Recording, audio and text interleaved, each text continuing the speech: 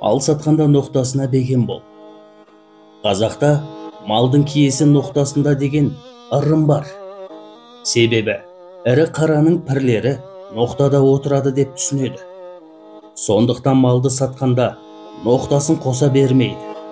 Тіпті итті сатқанда да басындағы қарғысын берме деп айтады. Үйдің киесі иттің қарғысына да қонақтауы мүмкін.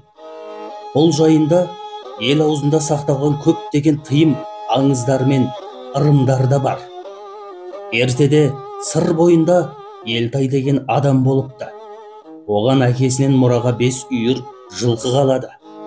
Елтай базарға 1-2 жылқысын апарып, азық түлікке айырбастамақ болады. Жылқысы қымбат бағаланғанына қуанып, ноқтасын қосып береді. Содан бастап Елтайдың дәулеті кемей түседі. Жылқылары азайып, ұры мен қасқырдың жеміне айналады. Онан қалса сіреспе ауруына ұшырап жоқ болады. Елтай тақыр кедейге айналады.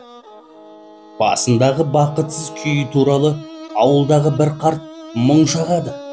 Сонда қарт: "Ей балам-ай, малдың киесі ноқтада болады. Мал сатқанда бас жібімен бермейтін еді.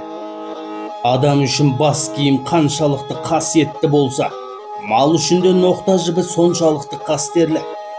Бақта, ырыста көшпелі алтын тәрізді.